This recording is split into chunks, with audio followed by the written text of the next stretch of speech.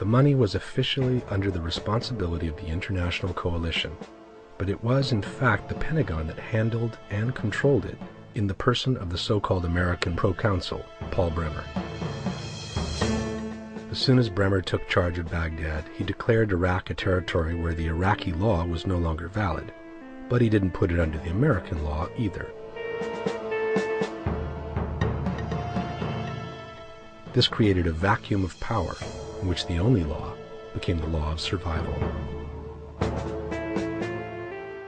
So American law was suspended, Iraqi law was suspended, and Iraq basically became a free fraud zone. In a free fraud zone, you can steal anything you like. And that was what they did. Any American company that came up with a project was immediately financed, with no questions asked, and sometimes even without signing a receipt. $2 million was due on the 1st of August. We went down to the vault, got the $2 million in crisp new $100 bills. They were shrink-wrapped in $100,000 amounts. We called the representative of Custer Battles and said, come on up and get your payment, bring a gunny sack. We've got your money ready for you. Yet the only companies allowed to participate in the no-bid contracts were Halliburton and its subsidiaries, which ended up getting the entire share of the pie. When the vice president is your former CEO, you're going to get the access that other people don't. But this isn't all. All the money literally disappeared in a couple of months, without a single school, hospital, or bridge ever being built.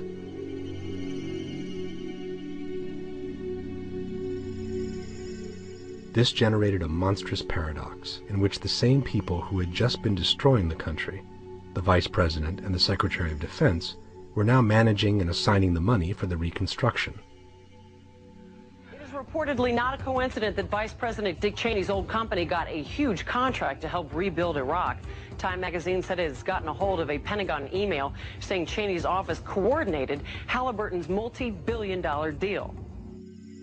The contract with Halliburton was based on the so-called cost-plus formula, in which the company is reimbursed for all expenses incurred, and on top receives a profit that is proportional to such expenses. A cost-plus arrangement that critics say leaves little incentive to save. The more taxpayer dollars Halliburton spends, the more Halliburton makes. The place that they chose for orientation in Kuwait was a huge resort set right on the ocean. Had, I think, 3 swimming pools. Marble floors, mahogany woodwork. It's just beautiful.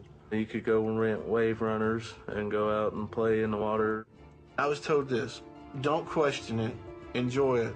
It was so lavish. Rows of vegetable platters, beef platters, fish platter. We had it made over there compared to the military. I mean, those guys were living in tents and we had air-conditioned private hooches. The soldiers are sleeping on these little cots out in the middle of the desert, while these KBR executives are driving these $40,000 vehicles. This secretary lives in this complex, eats her meals in this complex, has her laundry delivered to her, has no reason to go anywhere at any time, but has a brand new top-of-the-line Ford or Chevy pickup with everything imaginable on it that you could put on it. Chrome rims and leather interior and CD players and all these extra amenities that, you don't really need in wartime. Why do they need an H-2 Hummer? Why do they have Cadillac Escalades in Iraq for Halliburton managers? What is the purpose? Cost Plus encourages you to run up the cost of a program because you are going to get a percentage of the end result. Halliburton stock has quadrupled in value since the war began, and taxpayers are being ripped off. In order to truly inflate the costs, however, sleeping in luxury hotels is not enough.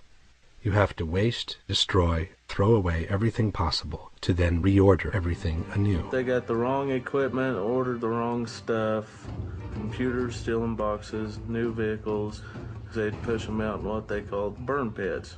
And they just set it on fire, claim it as a loss, get more money for the right equipment or the right stuff they needed. You got brand new trucks over there, and there's not even oil filters. So when the motor blows, what do? Buy a new truck and build the government. $75,000 truck. They wouldn't even have a spare tire to fit it. And we had to blow it up. And they didn't care Halliburton did because the government's paying for it. We knew that every day that a vehicle broke down, we would have to destroy it. And these are maybe $80,000 vehicles, maybe $100,000. You know, they're expensive trucks. We're burning fuel in front of Iraqi people. We're not really doing anything to help, and we just have to follow the orders. As a truck driver in the mail department, they'd send me to these camps with one bag of mail. That's risking my life just to deliver one bag of mail. Halliburton's charging the government for every camp they go by. And your buddy's getting killed for no cause at all. Not even as much as a Band-Aid on the truck. That's how Halliburton was making the killing and making their money. Halliburton was hired to provide clean, safe cooking, cleaning, shower water for the military. One of Halliburton's employees saw something wiggling in the water in his toilet bowl. So I went and tested the water in our water storage tanks. There was no chlorine in them, none. The water we showered in every single day was extremely contaminated. And when I talk about contaminated water, I'm saying malaria, typhus, giardia, cryptosporidium. I mean, the list is really, really long.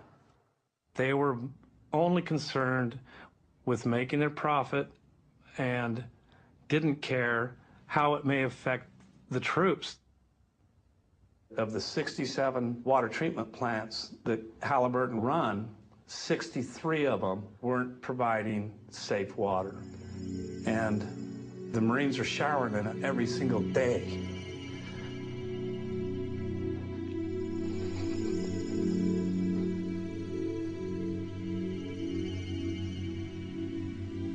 In the meantime, the Pentagon had registered the disappearance of over $2 trillion in one fiscal year alone. When DOD's own auditors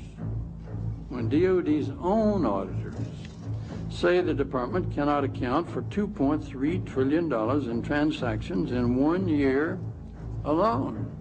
It is, it's a terrible record, and it's preposterous that the Defense Department doesn't know what's happened to this money. Oil companies have also had immense benefit from the crisis caused by the war. ExxonMobil just reported earnings for the third quarter, and here it is, $10.5 billion, $10.5 billion of profits in 3 months. And get this, Tony, it's the second most profitable quarter ever for an American corporation. Guess number one was? Number one was ExxonMobil in the fourth quarter of last year, where they earned $10.7 billion. The more oil companies gain, the more they can finance an administration that has clearly been acting according to their own interests. This all translates in an ever-increasing cost for the taxpayer, who has to shoulder the entire cost of the war in the Middle East. Before 2001, a full tank of gasoline would cost about $20. The same fill-up today costs over $50. For the military industry, the private companies, and the oil companies, the consequences of September 11 have turned into a bonanza of profits that has become difficult to translate into actual numbers. They were thinking about 9/11 not as an attack, but as a gift. In the meantime, tens of thousands of mercenaries have reached Iraq from all over the world, perfectly organized by specific companies, but paid for by the American taxpayer. They have found in Iraq the ideal ground to express their vocation. Train, come and run the big. This is a group of mercenaries from Aegis, a British security company, having fun while shooting people in the streets around Baghdad. Come and run the big.